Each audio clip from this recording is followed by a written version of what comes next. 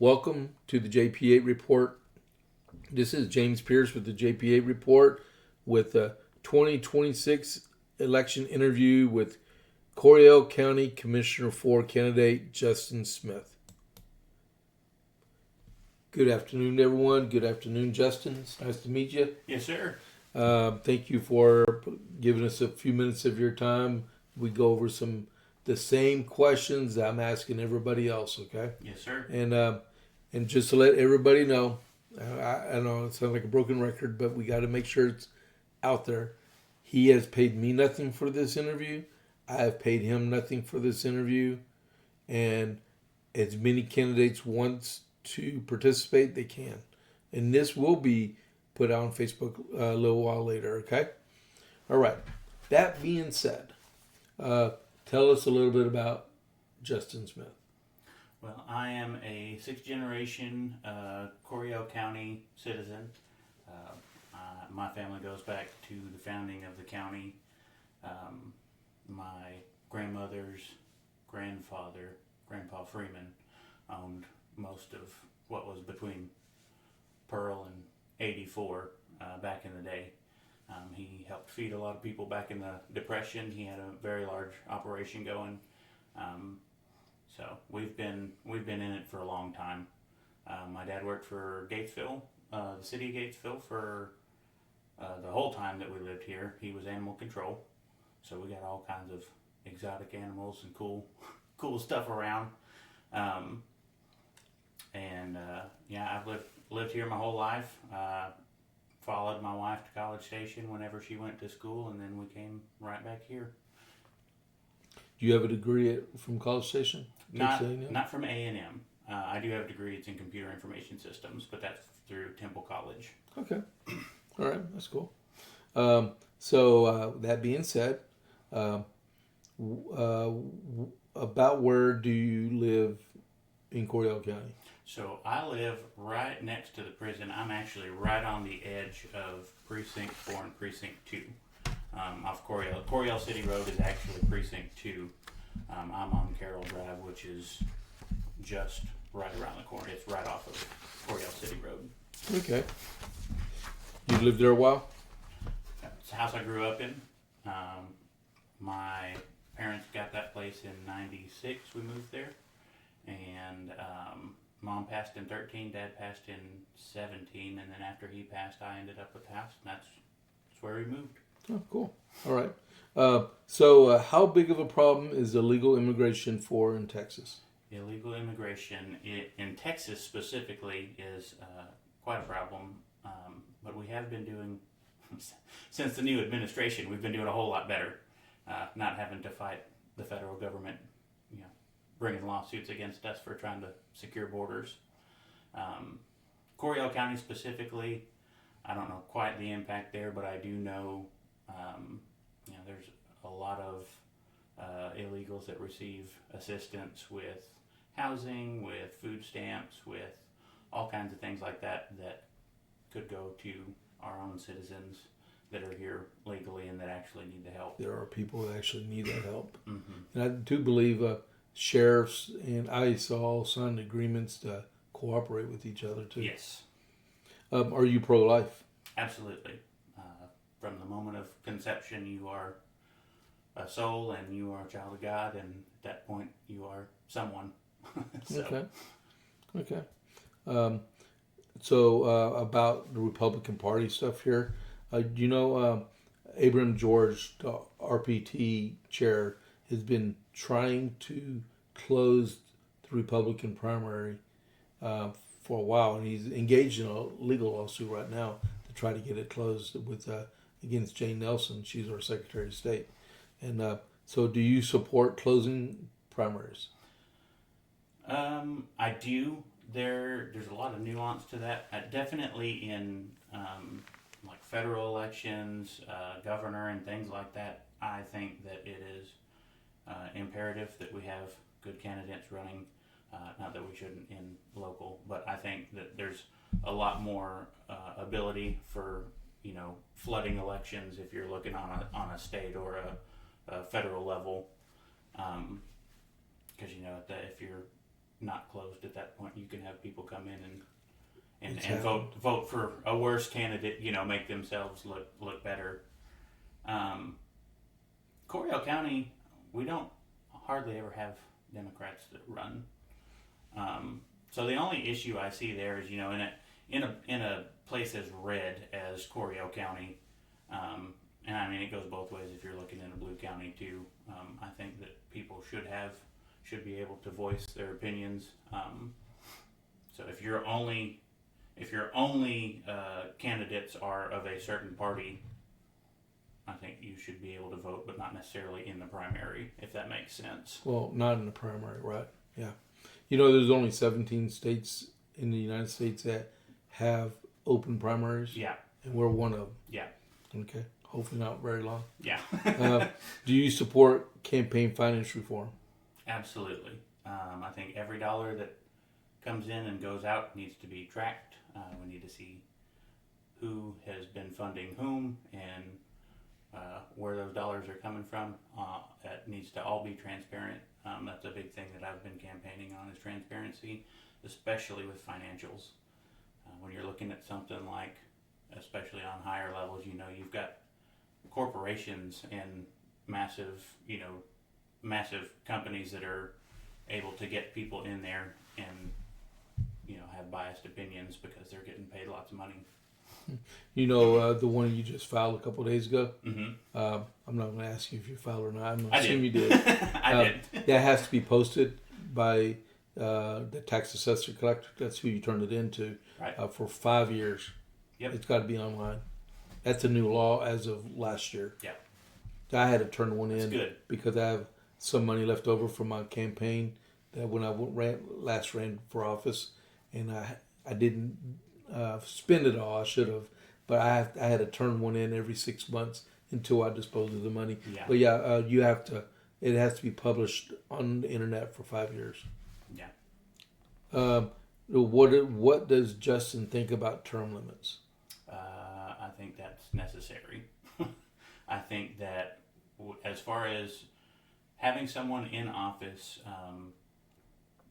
I think the longer you're there, the more complacent you can get, and that's with any job, not just an elected position. But you figure things out, and you know how to do things a little easier and a little more efficient. Sometimes you know the things that you can get away with better. Well, what would you be comfortable with as a county commissioner? On a local level, maybe 3. 3 terms, 12 years. Yeah, probably 3. Okay. Two if people really really thought that was something that needed to be done. But yeah, I think that 3 is probably a good spot. A lot of people on that go with the 4-year terms. They think, well, 2 terms is good. They want to emulate what the president does. And Right. stuff. Except for FDR. He's not a Republican either. Let's see. If you were king for a day and could make a policy happen or be repealed, what one issue would you choose? Probably property taxes. Just do away with them. How would you fund local government if you did away with? So people do. A big left talking point is taxing the rich, which I don't. And historically, anything that is only for the rich comes down to the regular people eventually. Right. So, but I will say sales tax, and that's something that actually Governor Abbott is running on this campaign, is basically getting as close as possible to not having property taxes whatsoever. Sales tax can help with a lot of that. And the economy in Texas specifically is doing so well. Most of that can be funded by sales tax. Right. And that would be generating as much economic activity inside the state as possible. Right. I was told a long time ago that you should not rely on property tax. You should rely on sales tax. The only way you do that is build your economic base inside your municipality where you are serving. Right. Yeah. And you could do that as well as up there at the county, as well as in Copperscove too. Right. And in Gatesville. Absolutely. And Oglesby. Yeah. Okay. Yeah, you can do it in Oglesby. No offense, Oglesby. I know you're a small town. We all started small. What one part of county? I can't believe I said that. I'm so sorry. What one part of county government would receive more attention if you were elected? Come to my aid on that one, please. The budget as a whole. I think the budget has been. It's just something that has to be done. I don't think it's been looked at intensely enough, and I don't think that things have been thought out in a long-term perspective for several years, and it's come back to bite us. So that's what I would focus on mostly. Like in what aspect? As far as, well, you were talking about with the budget and stuff. What one part of the budget do you think it needs to be worked on the most? Because as you do know that different departments, right? Each department presents their budget to the commissioners, and you may not have then, too much input on that. Right. Yeah, I think and they did in the tax hearings back in September. There was a lot of backlash on that, and they sat through and went line item by line item and said, this is I think what we need to do. But I think that needs to be I think a lot of the issue comes with not having a good standing relationship or a relationship at all with some of the department heads. So that's one area where you can go in and you can make sure that you've got a good relationship with these people, and you can say, hey, look, I saw your budget, I need you to explain to me, where this money is coming from, why it's needed for this particular purpose, and then, if it's reasonable, keep it in. If it's not, somebody says, well, I just kind of wanted that. We may not have the money for you to want that, Okay. I want to ask you more questions, but I got to stick to the script. I'd be thinking more and more questions. I could ask him this, but I'll be cool. Okay. Be fair across the board. So what do you see as the most pressing needs for infrastructure or capital project in the county? So in the county, honestly, in the state, but in the county, we need to shore up our water infrastructure. I think the whole state needs to shore up water infrastructure. We have 1,500 people moving to Texas a day. That is a lot of people. Mm-hmm. That is, and for good reason. We have great reasons to start a business here and to live here. But at that rate of growth, we've got to make sure that we've got stuff coming in. And Texas is not a particularly water-rich state. Well, we have no natural reservoir in the county of Coryell. Right. Yeah, and Belton Lake was at 50. I believe it was 52% 2 years ago. I mean, I went out from the bridge and walked on the lake bed 2 years ago. There was no water in it whatsoever. And so if we continue to grow, that's one of the things that we need to plan for, is we need to be able to get these resources so that we can have businesses and we can have more homes that are properly equipped. I remember that in 2011. Yeah, we had a huge big drought. Yeah. We had a organization day at Stillhouse, and one of the islands away, I think we were at Dana Peak Park, mm-hmm. and we walked across the new isthmus to the island in the middle of Stillhouse and did not touch water. And that was never. Yeah, I saw that once after that, back a couple of years ago too, but that's like unbelievable. Yeah. But water is such a most valuable resource in our county, in our state, that we really got to protect it. Yeah. And there are other things. We got the Water Alliance that they're forming up and stuff, and hopefully it incorporates everyone. We can make some progress here. Yeah, and get a little off track here, but they're talking about the big companies putting in data centers everywhere, and they're buying up a lot of rural land. And for every, I was looking at statistics the other day, for every query, so every time somebody types something into ChatGPT, that's the equivalent of 6 gallons of water to cool that. Really? Yep. See, I'm glad you're saying that because people actually know what you're talking about. Okay? Yeah. You don't want to go into office blind if you did get elected.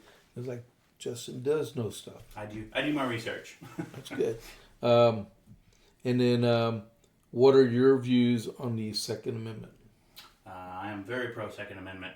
I have always been that way.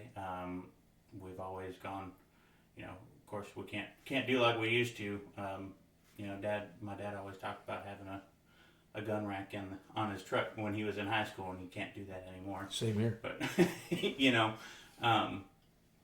I do think one of the things about the Second Amendment, it does say a well-regulated militia. I'm not saying that there should be more gun control.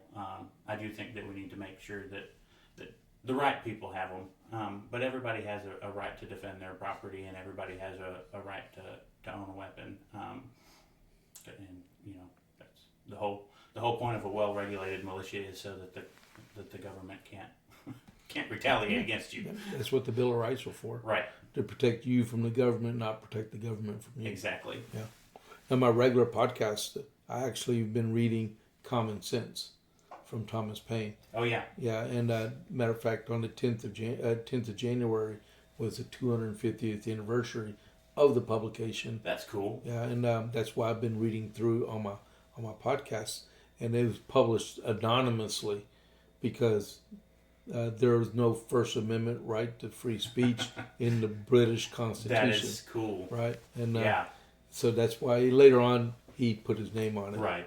But if you ever get a chance to read that bad boy, it's a good publication to read. I bet. Now you're like, now I know why they hated him after you read Yeah. that. And the Second Amendment is the Second Amendment to protect the First Amendment. Right. Yeah. So just in case Justin doesn't win the nomination, will you support and vote for the nominee? I will. I do think that I don't know if that's actually that may be a moot point, because I've heard that they don't even put you on the ballot if you're. No. What I'm saying is like, let's see, if Keith wins the nomination for re-election, right, and comes up November, and are you going to vote for him? Oh yeah. Or whether it be you or Starkey or I forgot the other person. Right. But yeah, you would support the eventual nominee, no matter what, and you would hopefully they would do that to you if you win the nomination. Right. Well, what I was saying was I don't think that in the November election, because I'm with 4 people running, I think it's highly likely that we'll have a runoff in May. You doubt your abilities? I you don't have my abilities. You don't have to answer that. But yeah, you're right. The chances of a runoff in May are pretty high. Yeah. But I was saying I believe in the November, unless a Democrat runs, I don't think you even get put on the ballot. Yeah. It depends on if they cancel the election part or not. Gotcha. Yeah. But yeah. But you wouldn't take office until January though. Right. Yeah. But yeah, whoever gets the vote of the people, that's who gets it. Okay. All right. So for our last question, okay. Well, let's put another one in there because I've been adding a little bit here and there. What's your view on transparency during the commissioners' meetings and workshops? Transparency is key. I think that it is something that really needs to be done. I think we need cameras in the commissioners' court and microphones.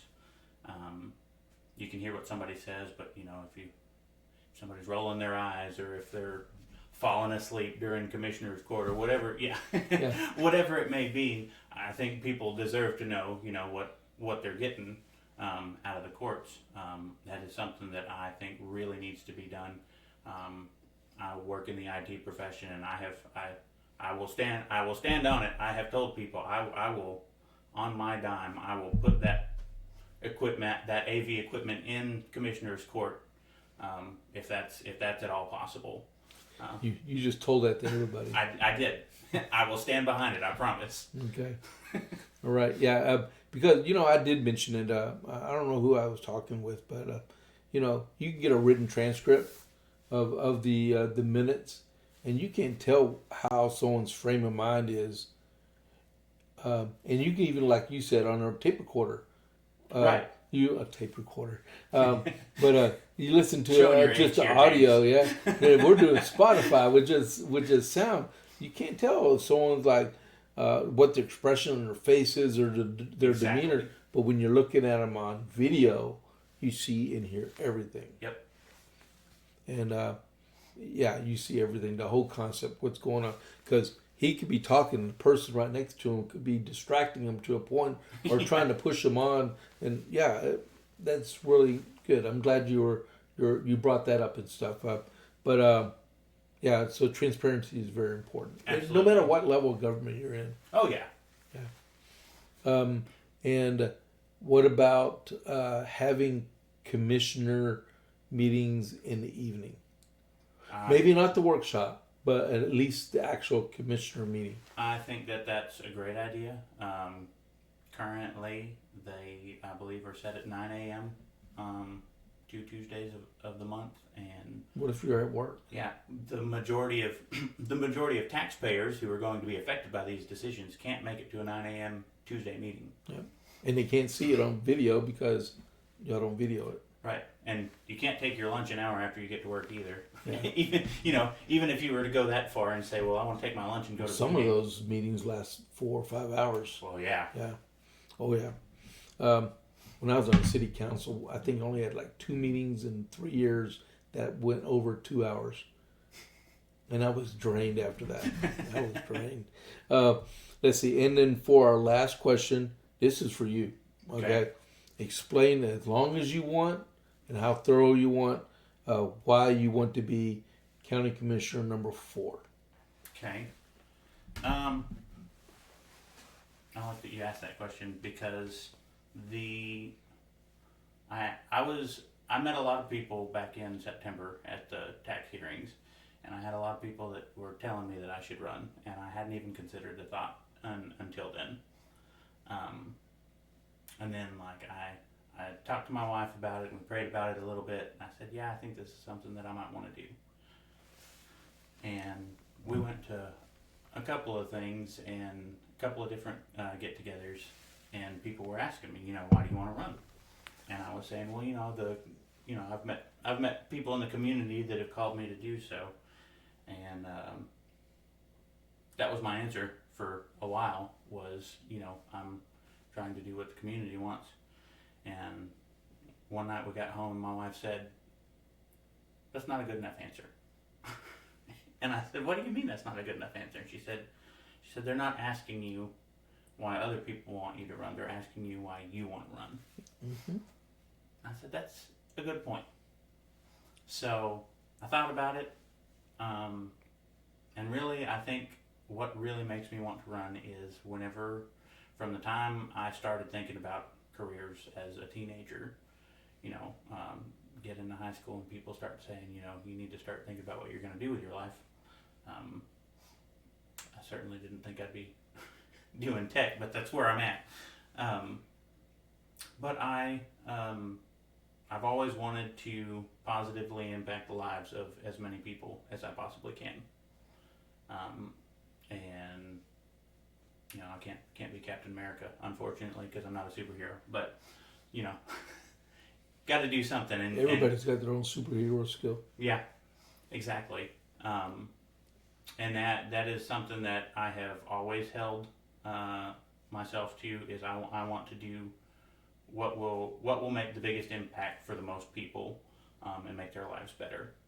And so that is what I am standing behind now into my adulthood. I want to be able to help people and as many people as I possibly can. Okay. You good? I think so. All right. You want people to vote for you? Absolutely. Tell them. Well, if you elect me for your commissioner, I will do my best to be transparent and to help you with anything that I can help you with.